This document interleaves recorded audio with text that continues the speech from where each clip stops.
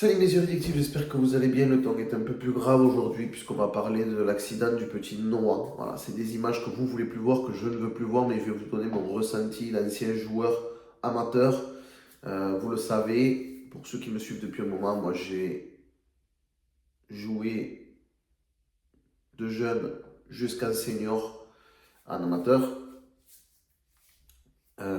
J'ai commencé le rugby, pour ceux qui ne me connaissent pas, à 13-14 ans.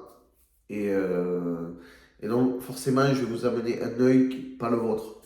Même si c'est des images que, comme vous, je ne veux plus voir, je vais tenter d'expliquer des choses parce que on a un peu tout lu.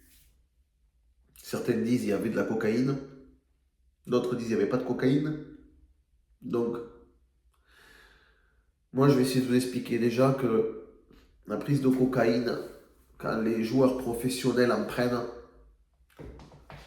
et je parle d'anciens joueurs qui ont été pris par la patrouille, vous donnez un mauvais exemple. Et aujourd'hui, vous avez la preuve que vous êtes un mauvais exemple. Et que il faut peut-être préparer les futures générations de professionnels à plus prendre ce genre de saloperie et à pas se doper, déjà. Ensuite, la prise de cocaïne, elle n'est pas avérée, donc je ne vais pas m'étendre là-dessus. Mais par contre, il y a des paramètres qui font que tu peux être dans un état de nervosité tel que tu fais un acte à la con. Et ça, je vais essayer de vous l'expliquer. Parce que ça, c'est quelque chose que j'ai vécu, que j'ai vu, que j'ai pratiqué. Voilà. Quand je dis que j'ai pratiqué, j'ai reçu, j'ai donné. Voilà. Pour donner un exemple d'idée. Donc, la première des choses, c'est les discours d'avant-match qui sont très guerriers parce que tu défends un clocher, tu défends un maillot. Quand tu joues en amateur, tu oublies ta simple personne. Pourquoi? Parce que quand tu es professionnel, tu as une carrière à mener. Tu veux sans doute aller dans tel club ou tel club. Tu veux sans doute lever le Brennus parce que c'est le Graal. Hein. Ou aller en équipe de France aussi.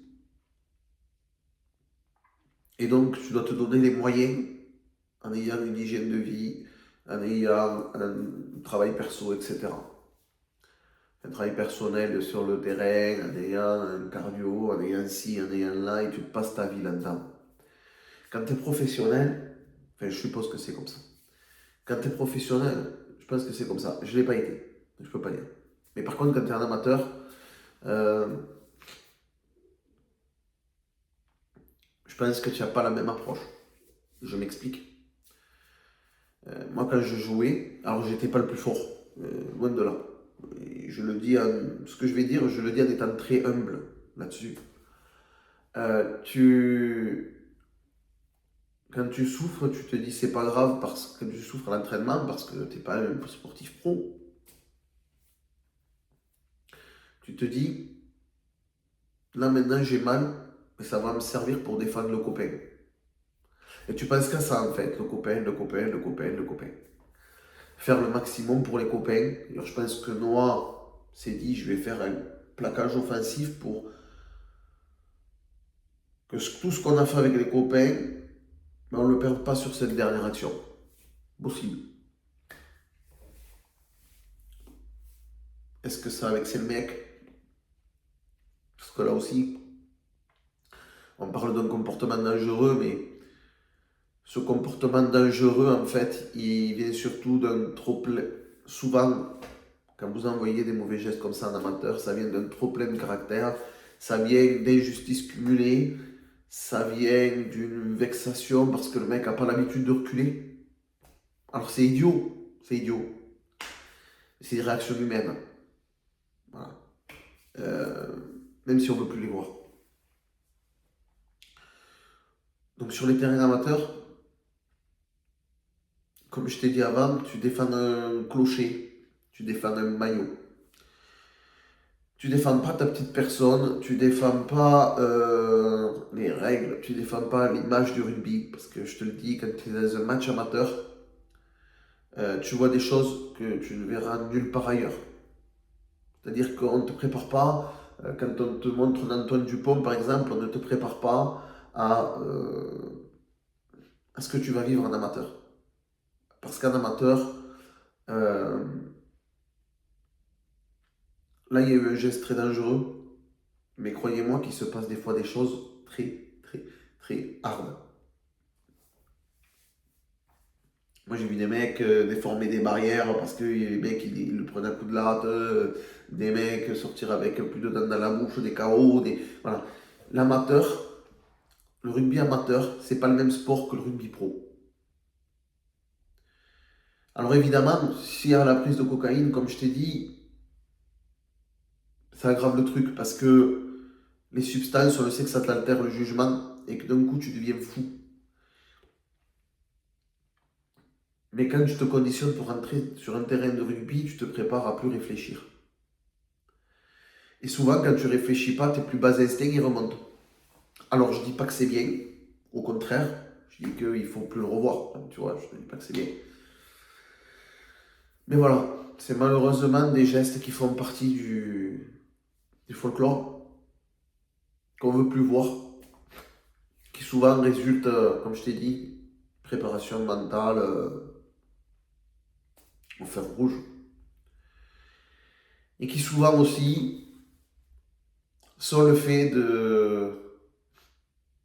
d'un arbitrage jugé pas correct par les joueurs. Parce que même si dans le rugby, tu as le respect de l'arbitre, quand tu as les sentiments d'injustice qui viennent s'y mêler, c'est très compliqué.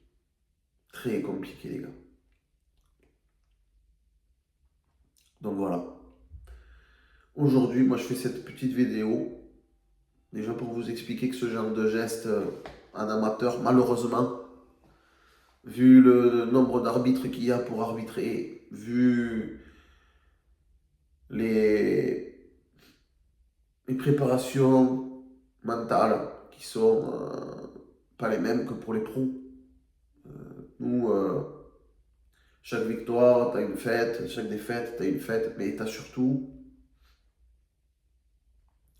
des ressentiments humains des fois. Moi, ça m'est arrivé, comme je t'ai dit, j'en ai pris, j'en ai donné. Il y a des fois, c'est moi qui ai mis KO, et des fois, il y en a, ils m'ont sorti sur civière, c'est comme ça. Enfin, sur civière, le bras éclaté, c'est comme ça. Quand on est joueur, on le vit différemment de quand on est spectateur. Et c'est pas bien. C'est pas bien. Et malheureusement, c'est les risques du métier. Voilà. C'est les risques du métier. Voilà. Donc aujourd'hui, Noah va mieux. Il s'est réveillé hier. Alors il y a toujours des risques, il y aura sans doute des séquelles. Si vous me demandez mon avis sur est-ce que le mec doit être sanctionné, je vais vous répondre oui. Oui, parce que ce genre de coup, il laisse jamais indemne.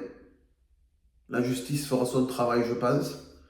Je pense qu'il n'y a pas besoin que les réseaux sociaux en fassent des pétitions et des coups de gueule et des commentaires à la con.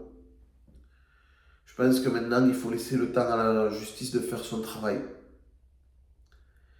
Et je souhaite un très bon rétablissement à Noah. J'espère que lui et sa famille vont être armés de courage et qu'il n'y aura pas de séquelles ou pas trop de séquelles. Maintenant, voilà. Quand on vous dit que le rugby, ça rend humble, sachez que certains joueurs, des fois, et je dis pas que c'est le cas de Noah, mais ils aiment bien provoquer. Tu sais, je t'en parle des fois dans les vidéos quand je dis le mec il n'aurait pas fini le match, ben, tu vois, je peux parler comme genre de geste qui aurait pu arriver dans un autre niveau pour certains joueurs pro. Quand on vous voit faire des célébrations, faire des petites miquettes, et je le dis parce que je me suis inspiré aussi, d'accord, je parle en connaisseur. Quand tu chambres un peu, il peut t'arriver ce genre de geste. Après, j'ai lu sur les réseaux, en Occitanie, la violence, elle est omniprésente. Faut pas se leurrer, faut pas faire les vierges effarouchées, les gars. T'as des terrains de rugby, tu as des villages, des petites villes, où il y a des grillages et des barbelés autour du terrain, c'est pas pour rien. Voilà les gars, c'est pas pour rien. Quand il y a ça, c'est parce que ça dégénère régulièrement. Est-ce qu'on ne peut pas sanctionner les mecs avant qu'il arrive un malheur? Je pense que si. S'il y a eu vraiment de doping, parce que la dépêche dit qu'il n'y a pas eu de doping, mais les communiqués du club, du joueur blessé disent qu'il y a eu doping avec de la coke. Mais il n'y a pas que ça comme doping. Moi, je me rappelle quand j'étais jeune, tu avais une équipe amateur, ils buvaient du Centol, tu vois, par exemple, voilà, pour pas ressentir la douleur. Je te donne une idée du genre de conneries qu'on peut faire. Vous comprenez bien que quand tu altères ton jugement avec quelque chose comme ça et que tu n'es pas contrôlé, c'est un problème. Est-ce qu'il faudrait des contrôles antidopage ou des détecteurs de coke ou de drogue? Oui, certainement qu'il en faudrait. Certainement qu'il en faudrait. Est-ce que ce qui est arrivé à Noah doit servir de leçon? Je pense que oui. Et je pense aussi que les joueurs doivent prendre conscience que voilà, mettre des coups idiots comme ça sur un jeu de ballon, ça aide pas le sport à se propager, ça aide pas les parents à mettre les enfants au rugby, ça aide pas tout ça. Mais qu'on doit penser aussi que au niveau arbitral, que les mauvais gestes qui soient faits chez les pros ou les amateurs, des gestes comme on a vu avec Noah qui a pris un coup de poing, ou des coups d'épaule ou des coups de poing qui ont eu lieu en professionnel qui ne sont pas sanctionnés, doivent être sanctionnés avec la même sévérité. Voilà les gars.